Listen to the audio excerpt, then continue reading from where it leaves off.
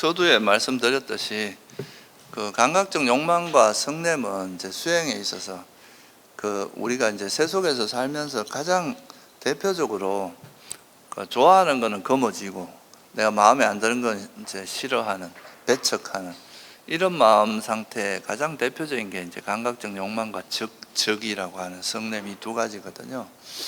이 두 가지 마음 상태가 이제 그 삼매를 개발하는데 가장 대표적으로 방해하는 요소라면, 이제 해태원침 같은 경우는 또 이제 이렇게 수행을 하다 보면 좀 사람이 게을러지고 무기력해지는 마음 상태가 될 수 있거든요. 이게 바로 해태원침입니다. 우리가 여러분 세속에서도 보면 되게 뭔가 스트레스를 많이 받으면 사람이 무기력해지는 거 있잖아요. 이런 것도 일종의 해태원침의 한 형태입니다. 너무 또 이렇게 그 즐거움에 빠져 있다, 욕망을 너무 누리다 보면 그것도 또 사람들이 좀 무기력해지고 게을러지는 경우가 있거든요. 뭐 예를 들어서 되게 이제 수행하다 보면은 앉아 있는데 되게 편안하고 고요한 거 이런 걸 너무 즐기다 보면 사람이 그냥 그 해태원침으로 빠져드는 경우가 되게 많거든요. 예, 수행을 하다가 이것도 또 이제 욕망을 즐기다 보면 해태원침으로 빠질 수도 있고, 또 재미가 없고 따분해지면 그냥 잠을 자거나 이렇게 간다거나, 또는 뭐 너무 극심한 스트레스를 받아도 사람이 아예 아무것도 하기 싫어지고 무기력해지고 이런 경우가 있잖아요. 그런 게 다 해태원침의 한 형태입니다. 그래서 이 해태원침은 부처님께서는 비유를 할 때 감옥에 비유하기도 합니다. 이제 뭔가 푹 빠져가지고 이 꼼짝달싹 못하는 그런 어떤 상태, 그런 거와 비슷한 상태죠. 그래서 해태원침은 마음이 좀 멍하게 돼가지고, 그러니까 의식이 이렇게 깨어있지가 못하고 멍해지는 거예요. 약간 이제 무기력해지고, 그런 상태에서는 우리가 정진을 할 수가 없을 거 아니에요, 그죠? 정진이라는 것이 가능하려면 좀 의욕도 있고 이래야 되는데, 이 해태원침에 빠지면 의욕도 없어지고 그냥 무기력해지는 거죠. 정신적으로도 게을러지고. 그래서 이거는 해태원침은 이제 정진을 없애게 만듭니다. 바른 정진이 일어나지 않게 하는 거죠.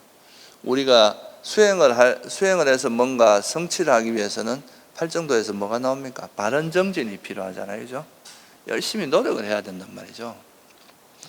이 정진은 결국 뭐냐 하면은, 불교에서 말하는 정진은 여러 가지로 뭐 말할 수 있지만 가장 이제 대표적인 정진은 해로운 걸 버리고 불선을 버리고 선을 개발하는 게 정진이잖아요, 그죠?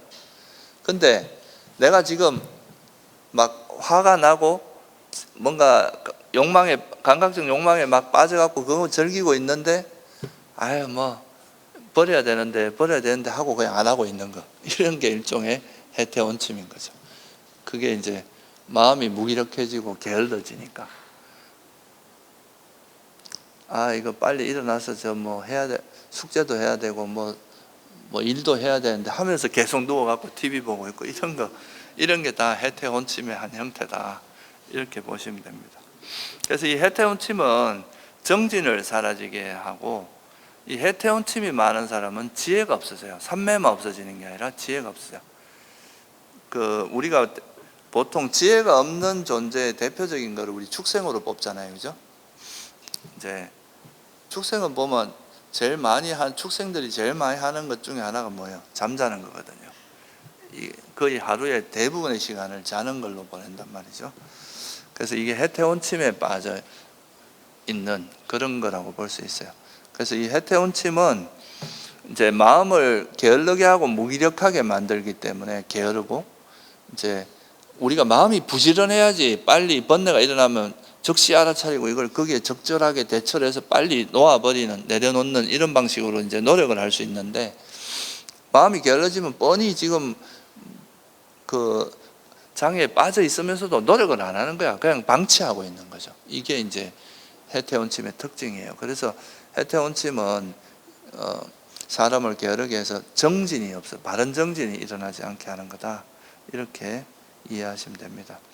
근데 사실 이게 정진이 없으면은 뭐 세속에서도 뭐 원하는 걸 이룰 수 없겠지만, 이 수행에서도 바르게 정진하지 않는 사람이 자기가 원하는 뭔가를 이룰 수 있는 방법은 없거든요.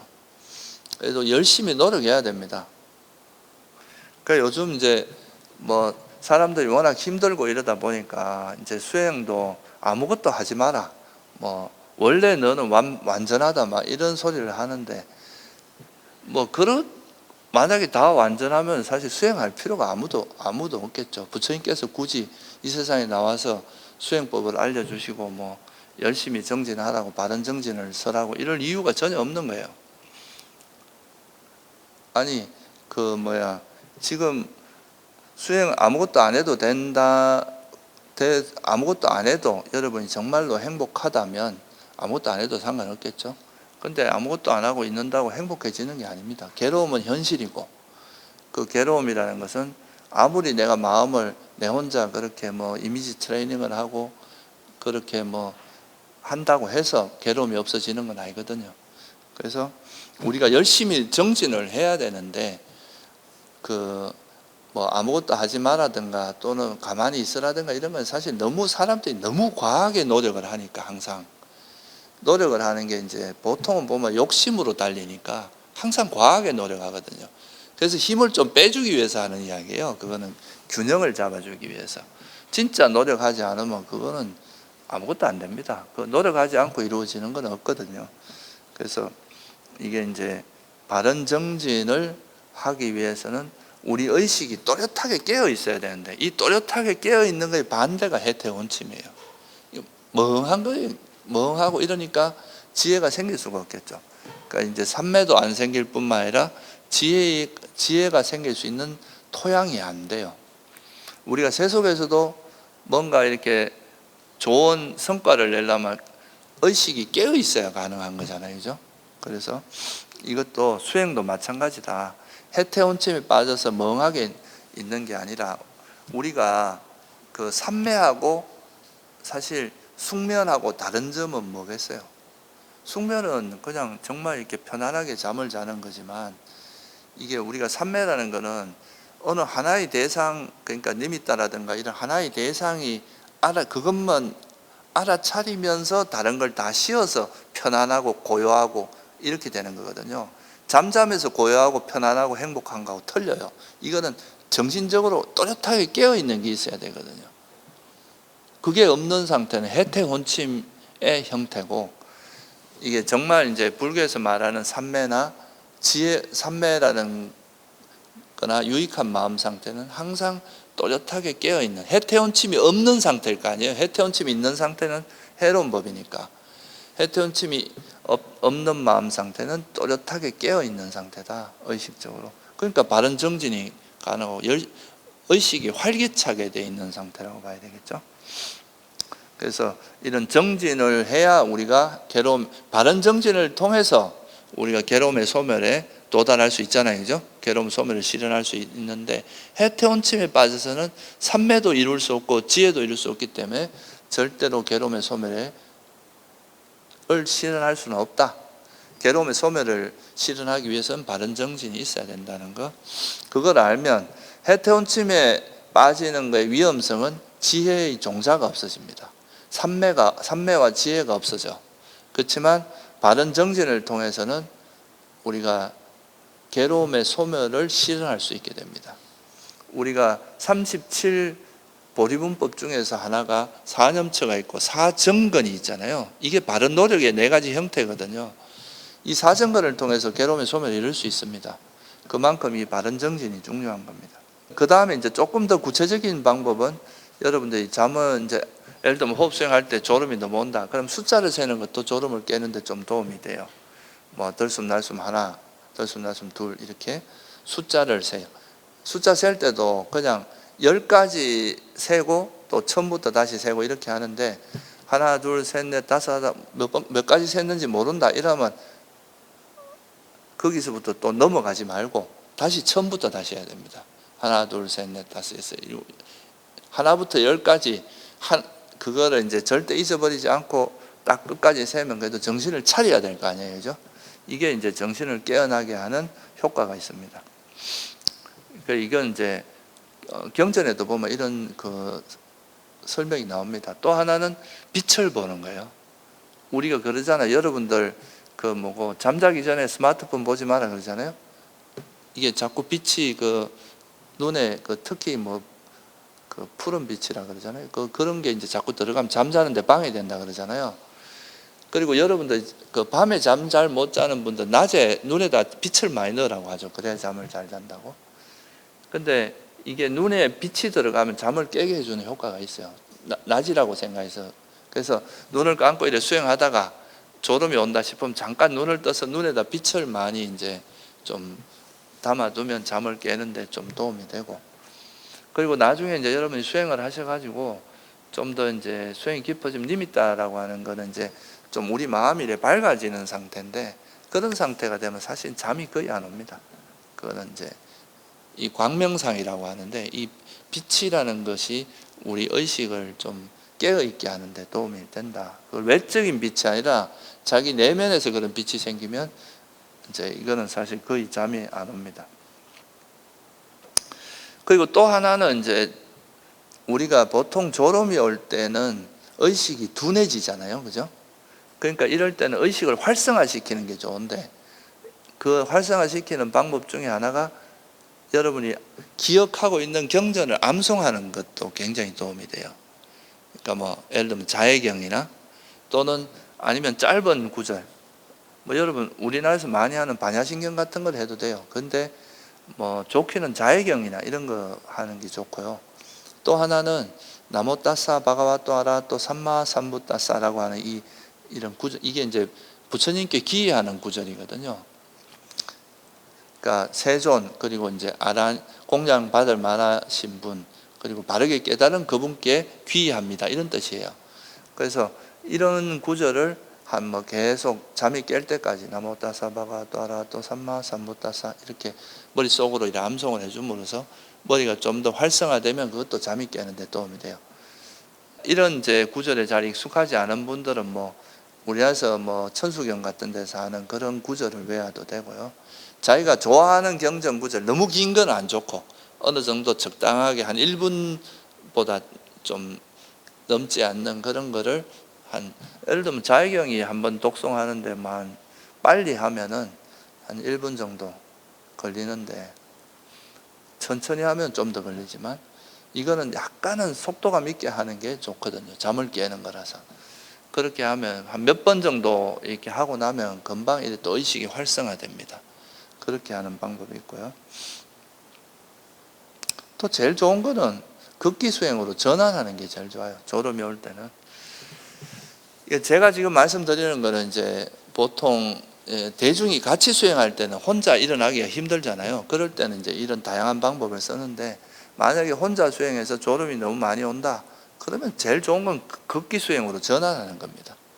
세수 한번 하고 극기 수행하는 게 가장 좋아요. 졸음 깨는 데는.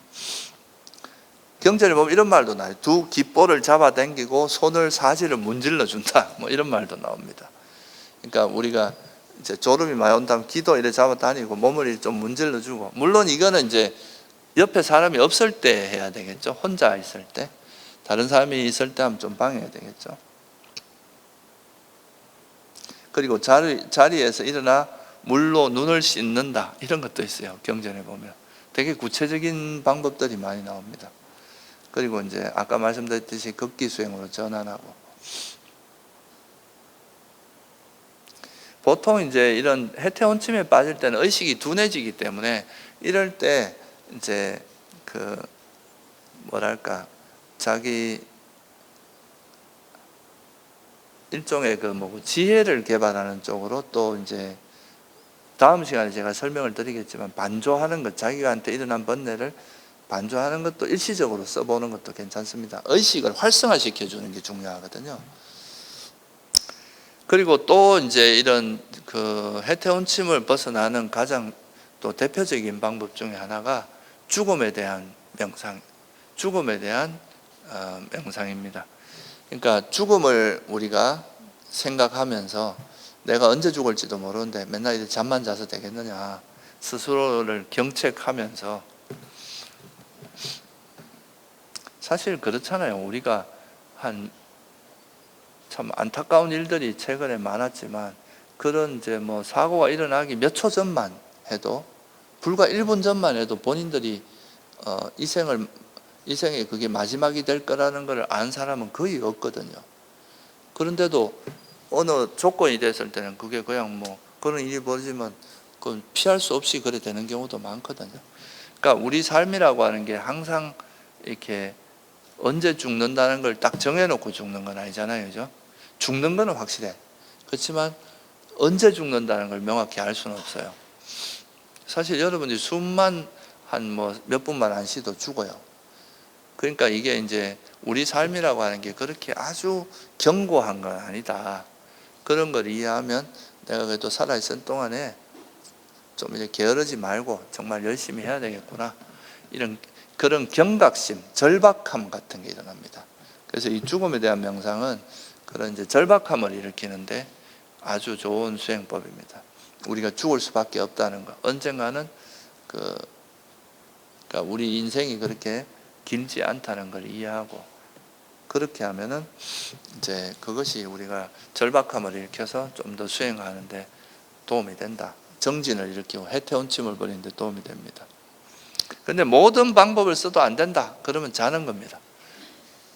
이거는 이제 차라리 딱 깨어날 시간을 정해놓고 자는 거죠. 그러니까 뭐 예를 들면 한 내가 10분 후에 깨겠다. 20분 후에 깨겠다. 이렇게 해서 부처님 말씀대로 이렇게 사자처럼 우리 열반상에서 부처님 주무시는 거 봤죠? 그죠? 열반상처럼 그렇게 잠깐 누웠다가 다시 일어나는 거죠.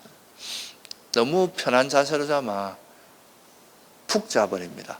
그러니까 이제 조금은 이렇게 옆으로 부처님께서 옆으로 이렇게 누워서 한 시간을 정해놓고 자야 돼요.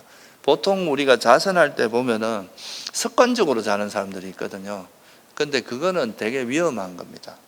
잠을 자더라도 자기가 의도적으로 시간을 정해놓고 자는 건 괜찮은데 습관적으로 자는 거 있잖아요. 이런 거는 나중에 거의 버릇이 돼갖고 나중에 앉기만 하면 좋습니다. 그건 나중에 되면 이건 정말 조심해야 돼요.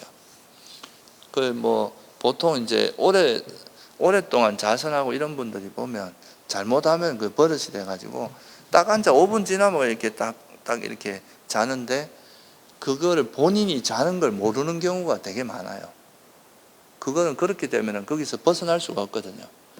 그래서 이제 차라리 이런저런 방법을 다 했는데도 안 된다. 그러면 시간을 정해놓고 딱 깨어날 시간을 염두에 두고 자라. 요즘은 뭐 그냥 뭐 알람을 맞춰 놓든지 그렇게 해서 자면 된다 이거죠. 이게 이제 해태원침을 버리는 여러분이 관심이 있는 분들은 이제 안구따라니까에 보면 졸고 있음 경이라는 경이 있어요. 여기 보면은 이게 아마 제 기억으로는 목련존자가 이렇게 수행하다 꾸벅꾸벅 졸 때 부처님께서 이렇게 신통을 놔두셔가지고 이렇게 졸음이 올 때는 이렇게 해라라고 가르쳐 주는 그런 방법이에요. 제가 아까 말씀드린 게 다 이런 경전에 대부분 나오는 이야기들입니다. 그래서 이제 해태원침은 마음이 이렇게 게을러지고 둔해지고 해서 수행을 방해해요. 우리가 지혜가 생기려면 의식이 또릿또릿하고 아주 명료해야 되거든요. 근데 이건 머리가 둔하고 의식이 둔하고 이러니까 지혜가 생길 수가 없겠죠. 그죠? 그 반대로 들뜸과 후회라는 거. 여러분 이제 막 내일 소풍 간다 그러면 어때요? 마음이 붕 떠가지고 막 아무것도 손에 안 잡히고 그냥 막 그 생각만 나고 그러잖아요. 그런 것처럼 이 들뜸과 후회 이것도 수행하는데 마음이 들뜨거나 후회는 보통 보면은 이제 우리가 특히 좌선 같은 걸 하다 보면 이제 우리가 일상생활에서는 현재 우리에게 부딪히는 자극들이 많잖아요. 사람도 만나고 어디 길거리 가면 막 계속 빵빵거리고 차도 보이고 광고판도 보이고 온갖 그 자극들이 많으니까 그거 처리하기 바쁘거든요. 근데 우리가 자선 같은 상태에서는 보면은 외부의 자극이 별로 없다 보니까 과거에 일어났던 생각들이 주로 떠오르는 경우가 많아요. 아니면 과거의 생각이나 미래에 대한 계획 뭐 이런 것들. 미래 계획은 보통 이제 욕망을 기반으로 하고 있는 경우가 많고, 근데 과거에 있었던 중에 내가 잘못했던 거 이런 게 많이 떠. 그게 바로 후회입니다. 아 그때 왜 그랬을까? 왜 이렇게 안 했어야 되는데 하고 자꾸 떠오르죠. 그게 이제 후회인데 보통 후회는 정확하게 뭐냐면 과거에 잘못했던 거에 대한 후회. 회한 그런 게 있고요. 또 해야 될 걸 안 한 것도 후회에 들어가요. 그때 내가 조금 더 그 사람한테 친절하게 했어야 되는데 안 했다. 뭐 이런 거. 그러니까 선행을 해야 되는데 안 했다거나 불선행을 하지 말아야 되는데 했다거나 이게 후회의 조건이 됩니다. 그래서 이 후회가 일어나면은 계속 마음이 자꾸 과거로 돌아가서 그 과거에 일어나는 것에 대해서 계속 이렇게 안절부절하고 이렇게 되기 때문에 그게 이제 우리 수행을 엄청 방해하게 됩니다. 그러니까 마음도 안정이 안 되는 거죠. 계속 이렇게 불안하고 붕 뜨고 이렇게 되는 거죠. 그래서 이 덜뜸하고 후회는 좀 비슷한 속성을 갖고 있어요. 그래서 덜뜸과 후회를 하나로 묶어서 설명하고 있는데요. 그래서 이제 그러면 덜뜸을 버리는 방법은 어떻게 되냐면 이 수행하다 보면 이제 우리가 마음이 착 가라앉아야 좀 앉아있기가 쉬운데 마음이 이렇게 떠 있으면은 앉아있는 것 자체가 되게 힘들거든요. 계속 마음이 어디 막 돌아다니고 이러니까. 그래서 이 덜뜸을 버리는 방법은 첫째는 뭐 좀 일단은 몸과 마음의 긴장을 풀고 그죠? 최대한 몸과 마음의 긴장을 풀어주는 게 좋아요. 덜뜸의 반대가 뭐겠어요? 덜뜸은 마음이 붕 떠는 건데 마음이 고요하고 차분해지는 걸 우리가 뭐라 그래요? 편안해지는 걸 경안이라고 들어보셨죠? 경안, 빨리어는 빠사디라고 합니다. 그러니까 덜뜸은 마음이 이렇게 웃다자, 빨리어로 웃다자라고 하는데 웃다자 뜻이 뭐냐면 위에 있다는 뜻이에요. 그러니까 마음이 이렇게 위에 있다 이 말은 떠 있다는 이야기죠. 그런데 이제 경안이라는 거는 우리 마음이 차분하게 가라앉아 가지고 고요하고 편안한 상태, 이거를 우리가 보통 경안이라고 이야기를 하거든요. 그래서 이게 이제 덜뜸은 마음이 이렇게 떠 있는 거라면 이거의 반대는 덜뜸이 가라앉으면 고요하고 편안한 상태가 됩니다. 근데 이런 덜뜸이 보통 왜 생기느냐 하면 보통 수행 중에는 좀 과도하게 노력하다 보면 덜떠요. 너무 욕심이 앞서가지고 이게 그냥 자기 페이스에 맞게 하는 게 아니라 너무 잘하려고 막 하다 보면 마음이 떠버리는 거죠. 욕망이 앞서다 보면 과도한 노력이 이루어지고 그러다 보면 마음의 안정이 안 되는 거예요. 그래서 이런 경우는 뭘 해야 되냐 하면은 오히려 그 욕망을 내려놔야 되는 거죠. 덜뜸을 내가 너무 잘하려고 하는 그 욕심이 앞서면 빨리 결과를 얻으려고 하다 보면 나는 이제 그런 맛밖에 안 배웠는데 자꾸 뛰려 그러니까 이제 마음이 불안하고 이제 편안하지가 않은 거죠. 그죠? 그래서 이런 이제 과도한 노력으로 생긴 거는 오히려 역으로 욕망을 가라앉혀야 된다. 그 내가 잘하려고 하는 욕심을 놓고 지금 내가 그냥 해야 할 일에 충실하는. 그냥 뭐 지금 내가 뭐 결과를 바라지 말고 그냥 현재 내가 뭘 해야 될지 호흡 안 놓치고 호흡 잊지 않고 하는 그거를 잘하면 되는 거잖아요. 그죠? 그런 조건을 성숙시키는 쪽으로 가야 된다. 그리고 또 하나는 이거는 이제 좀 욕심으로 그럴 때 있고 수행이 잘 될 때도 마음이 들떠요. 예를 들어서 수행이 하다가 이제 마음이 좀 희열과 행복이 일어나거나 갑자기 빛이 탁 나타나거나 이러면 사람이 마음이 붕 떠버리거든요. 왜 그렇겠어요? 이 또 잘 되는 것에 대한 애착이 달라붙으면서 이걸로 인해서 마음이 내가 뭔가 큰 걸 얻은 것처럼 이렇게 되면서 마음이 떠버리는 거거든요. 그래서 근데 이런 선한 마음도 우리가 이 세상에 있는 모든 것들은 다 형성된 거는 다 사라지기 마련이고 내 거라고 할 만한 게 없다 그랬죠. 근데 비록 그것이 사랑스럽고 내가 원하고 좋아하는 것이라 할지라도 이것도 형성된 것이라는 걸 이해해야 되거든요. 그래서 내가 희열이나 행복이나 뭐 예를 들어 빛이 생겼다 이렇다 해도 이것도 내가 장애를 버리는 조건에서 이런 것들이 생긴 건데 내가 다시 장애를 일으킨다면 이건 또 사라집니다. 그러니까 수행이 잘하는 조건을 성숙했을 때는 그런 게 생기지만 그래서 이것도 결국은 형성된 거야. 그러니까 여기에 집착하는 순간에 욕망을 버리는 걸 조건으로 생긴 건데 여기에 집착을 붙이는 순간 다시 퇴보하게 돼 있단 말이죠. 그래서 이런 걸 이해하면은 이제 이 유익한 마음조차도 조건에 영향을 받는구나. 이걸 이해하면 여기에 애착하지 않으면서 그냥 이걸 개발하는 것을 알 수 있게 되겠죠.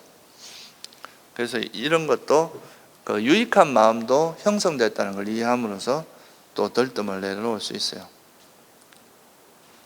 그리고 이제 우리가 뭐 욕망이 일어나도 결국 이 들뜸이라는 건 뭐하고 관계있냐면 번뇌가 움직일 때도 들뜸이 항상 일어나게 돼 있습니다. 근데 보통 이제 탐욕이나 성냄이 주도할 때는 탐욕, 성냄이 워낙 강하니까 들뜸보다는 탐욕, 성냄 쪽에 좀 더 포커스가 맞춰지는 거죠. 근데 들뜸 이런 이제 탐욕이나 성냄이 뚜렷하지 않을 그런 건 뚜렷하게 없는데 그냥 마음이 이상하게 불안한 게 있을 수 있거든요. 이런 거를 이제 주로 들뜸이라고 표현하는 거예요. 이런 게 좀 더 주도적인 거죠. 그래서 이런 들뜸을 버리는 제일 좋은 방법은 고요함을 개발하는 겁니다. 그러니까 삼매를 개발하는 거예요. 그러니까 자꾸 뭔가 마음이 들뜨거나 이럴 때는 오히려 앉아서 호흡 수행을 좀 하거나 이러면 마음이 금방 좀 빨리 가라앉습니다. 그래서 삼매를 닦아주는 것이 이런 들뜸을 개발하는 데 도움이 되고, 그래서 우리 몸과 마음을 좀 편안하게 하고 좀 더 그런 너무 이제 욕심이나 욕심을 통해서 과도한 노력을 하면 또 마음이 들뜨게 되거든요. 그런 것들을 자제하고 욕망이 또 많다 보면 또 화도 나고 이러니까 이제 들뜸이 잘 안 가라앉는 거거든요. 그래서 오히려 그럴 때는 욕망을 내려놓고 좀 적절한 노력 있잖아요. 적절하게 노력하는 그런 식으로 하면 또 쉽게 들뜸이 가라앉습니다. 그리고 들뜸을 예방하려면 평소에 삼매를 많이 닦아주면 평소에 이제 자꾸 현재에 머물면서 이런 삼매력을 개발하면 그 삼매를 닦는 과정에서 빨리 마음이 가라앉을 수 있다는 거, 이거 이제 이해하시면 좋을 것 같습니다. 그 다음에 이제 후회라고 하는 거는 아까 말했듯이 그 과거에 내가 잘못한 행위나 해야 되는데 안 했던 행위에 대해서 화를 내는 거거든요. 그죠? 아, 왜 그랬지 하고 화를 내는 건데, 근데 이제 이 후회를 버리려면 그 화를 내지 말고 참회를 해야 돼요. 화를 내는 거는 그 후회는 화거든요. 본질적으로는 과거에 내가 잘못한 거에 대해서 화를 내는 거잖아요. 근데 화를 내는 건 아까 말했듯이 백해무익이라고 그랬잖아요. 그러니까 화를 내기보다는 아, 내가 그때 참 이런 거 잘못했구나 라고 이제 철저하게 반성하면서 앞으로 그런 행위를 하지 않는 참회, 이건 참회라고 하거든요. 참회를 하는 것은 유익한 마음 상태인데, 후회는 계속 화를 내고 자기한테 화를 내고 있는 거기 때문에 이거는 하나도 도움되는 거 아니다.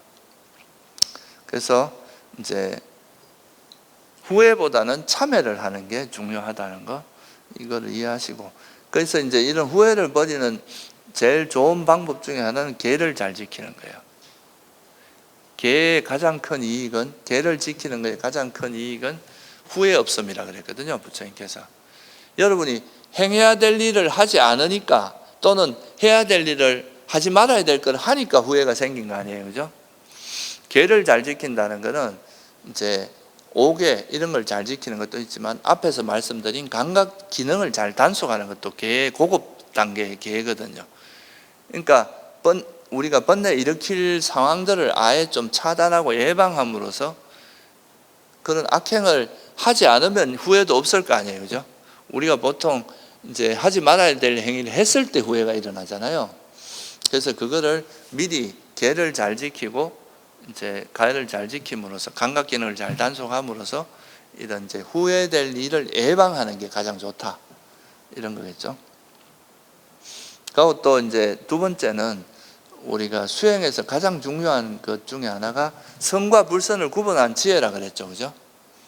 여러분이 선과 불선을 구분한 지혜가 명확히 알고 있으면 선을 행하려고 노력하고 불선은 행하지 않으려고 노력하니까 아무래도 후회가 적어지겠죠, 그죠? 아무래도 악행을 하는 것을 점점 줄이게 되고, 설사 악행이 일어나도 빨리 알아차리고 이걸 커지지 않은 상태에서 바로 대처를 해버리면 이게 이제 후회가 커지지는 않거든요. 근데 보통 이제 후회가 될 정도가 되면 그냥 번뇌도 그냥 스쳐 지나가는 건 별로 타격이 없어요, 사실은.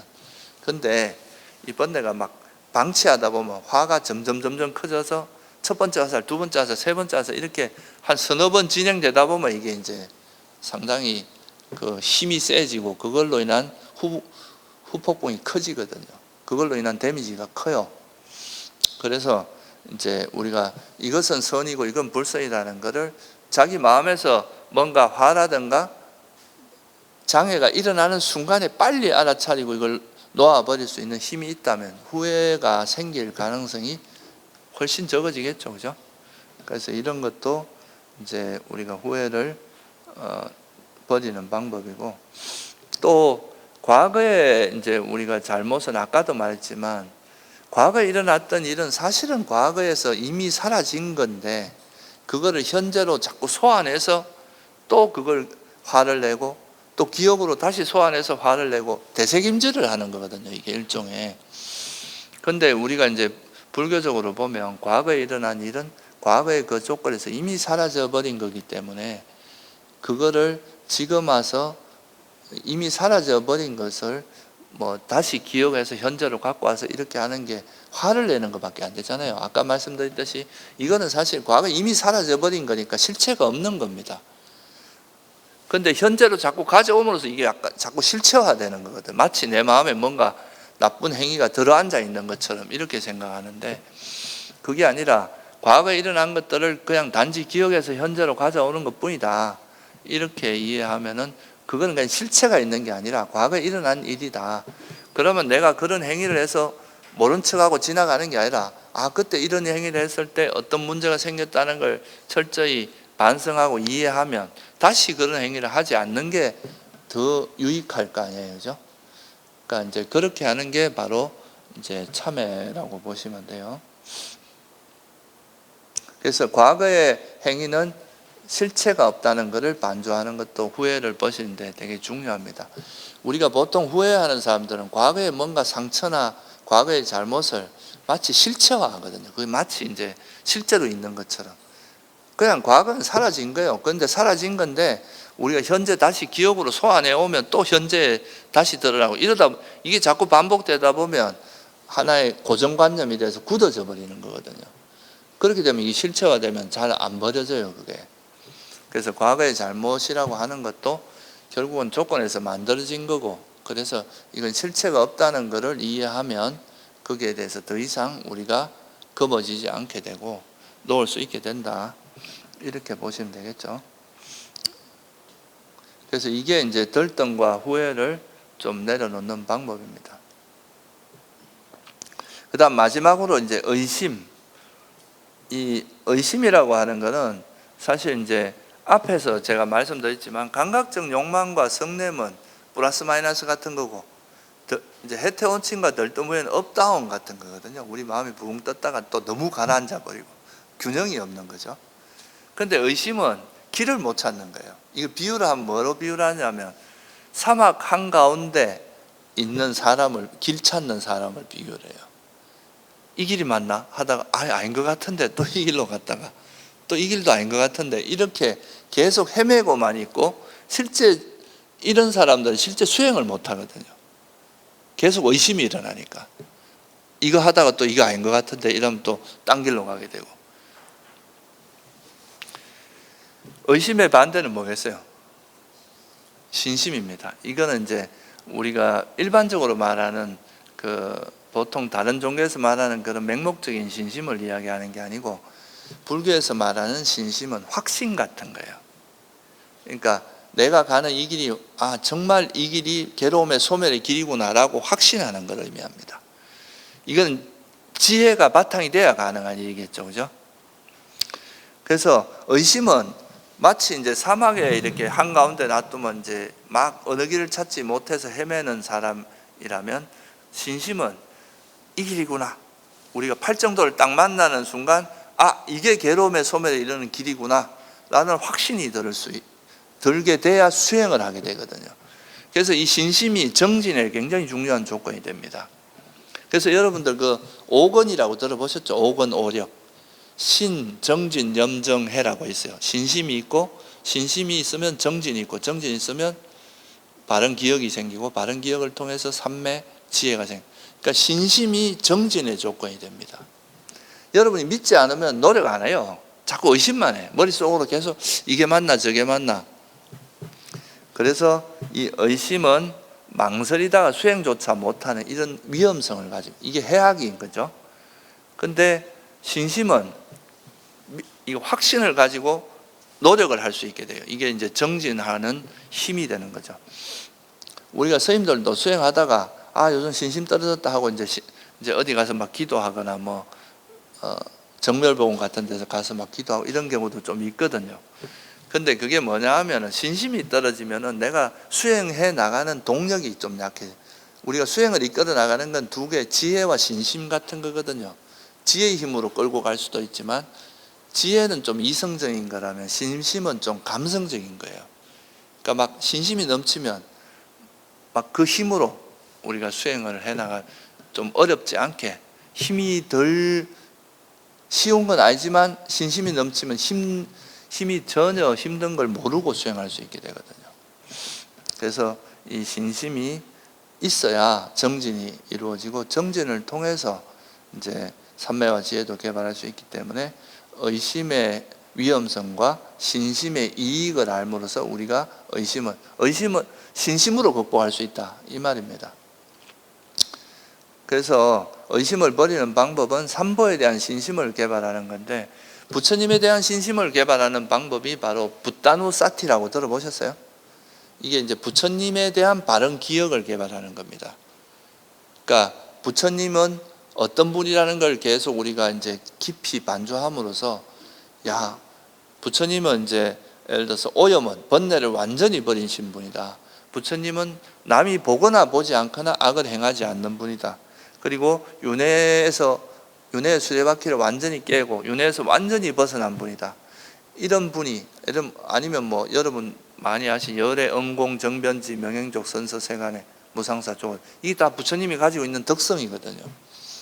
이런 걸 생각하면서 이런 분이 말씀하신 거가, 이런 분이 우리에게 뭐가 나쁜 길을 제시했을 리가 없다. 이제 그런 거를 반조하면서 부처님에 대한 신심을 개발하는 거죠.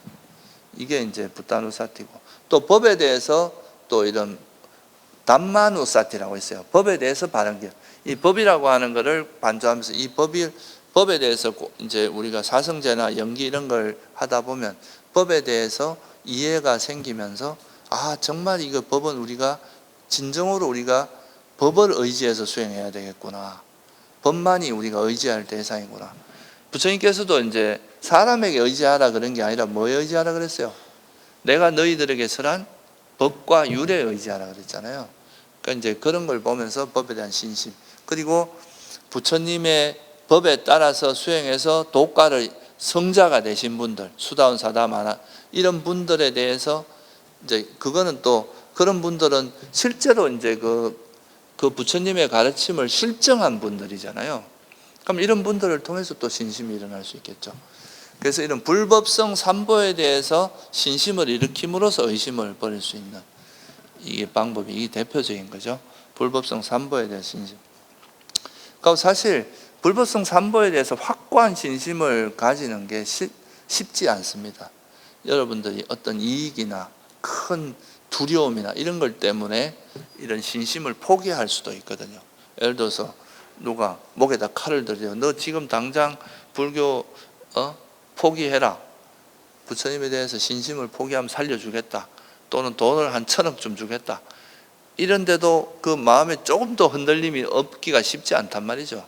근데 만약에 수다원이 되면 그건 절대 흔들림이 없습니다.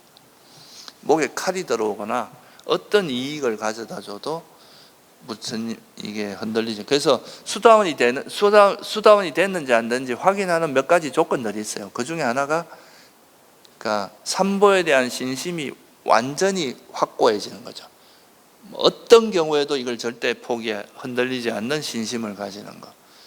그리고 개가 완성되는 것. 그리고 조금 더 번뇌를 가지고 이야기하면 유신견이 사라지고 의심이 사라져야 돼요. 신심이 확고해진다는 건 의심이 사라진다는 이야기죠. 이게 이제 그만큼 삼보에 대한 신심은 수행자에게 굉장히 중요한 조건이 됩니다. 이게 이제 의심을 버리게 하고, 우리가 부처님과 부처님이 설한 법과 부처님의 법에 따라서 수행한 스님들을 믿지 않으면 수행을 할 수가 없어요. 이 삼보에 대한 신심이 가장 중요하고, 그래서 옛날에는 이제 부처님께 출가자가 오면 삼보에 대한 상기만 하면 바로 출가시켰습니다. 요즘은 뭐 행자생활 6개월 해야 되고 4년 기본교육 받고 이래야 이제 정식 스님이 되거든요. 근데 예전에는 그냥 삼보에 상기만 하면 바로 그냥 출가가 될 정도로 상기가 중요한 겁니다. 그리고 이제 이와 더불어서 또 바른 견해를 확립하는 게 의심을 버리는데, 결국 우리가 수행을 할 때 의심이 일어나는 거는 이 법이 맞나? 내가 이 길을 바르게 가고 있나? 이런 거잖아요. 근데 여러분들이 부처님의 가르침 중에 사성제를 배워요. 그러면 사성제의 가르침은 괴로움과 괴로움의 소멸에 대한 가르침이에요. 그리고 괴로움이 왜 일어나는지도 제시하고 있어요. 그리고 그렇다면 괴로움에 일어나는 원인을 알면 그 원인을 제거하는 방법도 알려줍니다. 괴로움의 소멸로 인도하는 도닦음, 이게 바로 팔정도죠. 그러면 이 사성제에 대해서 우리가 이제 이해하는 게 바른 견해인데, 이 바른 견해가 선 사람은 흔들림이 없어, 의심이 생길 수가 없어요. 부처님이 말씀하신 이게 진리라는 것에 대한 믿음이 있으니까. 팔정도가 괴로움의 소멸로 인도하는 도닦음이라는 것에 대한 믿음이 있단 말이죠. 이것이 중도, 팔정도가 곧 중도고, 중도가 괴로움의 소멸로 인도하는 도닦음이라는 것에 대한 믿음이 있으니까 의심이 생길 수가 없겠죠. 그래서 이 부처님의 가르침에 대해서 확신을 가지지 않으면 수행하다 계속 의심이 생깁니다. 내가 보기에는 감각적 욕망이 뭐 해로워, 좀 즐길만 한데, 이러면은 수행이 될 수가 없겠죠. 그죠? 수행하다가 또 감각적인 즐거움으로 돌아가고. 뭐 태어남이 행복이지 뭐 괴로움이야, 이렇게 하면 부처님께서는 이제 윤회에서 벗어나는 것이 진정한 행복이고, 윤회하는 건 괴로움이라고 하는데, 이 반대로 이 그릇된 견해가 생기면 부처님 말씀을 계속 의심하게 돼 있습니다. 그래서 이 바른 견해를 확립하는 게 또 의심을 버리는 가장 중요한 조건이 될 수 있다. 그래서 여러분이 적어도 우리가 이제 지난번에도 제가 설명을 드렸지만, 연기하고 사성제에 대한 가르침도 모르고 수행하는 것은 정말 이렇게 나침반이나 지도도 없이 저 히말라야를 가는 거나 똑같아요. 너무 위험합니다. 그래서 이런 이제 바른 견해를 확립하는 게 의심을 버리는 데 되게 중요하다. 그래서 우리가 이제 지금 5가지 이런 장애를 버리다 보면 이제 어떤 원하는 대상이 나타나도 집착하지 않고, 또 싫어하는데 원치 않는 대상이 나타난다고 화내지도 않고, 또 그렇다고 해서 너무 마음이 가라앉지도 않고 너무 들떠지도 않고 딱 적절한 균형을 잡고, 또 의심 없이 확신을 가지고 수행을 해 나가기 때문에 이게 삼매도 이루어질 수밖에 없고, 결국 이렇게 하다 보면 이 장애가 버려지면서 장애 때문에 일어난 생각이 원인이 제거됐는데, 그러면 이제 생각도 놓아지고, 그러면 삼매에도 들 수 있고, 이런 이제 아주 청정하고 깨끗하고 집중된 이런 마음 상태를 기반으로 해서 지혜가 개발되면 그게 또 괴로움의 소멸로 인도하는 그런 길이 될 수 있습니다.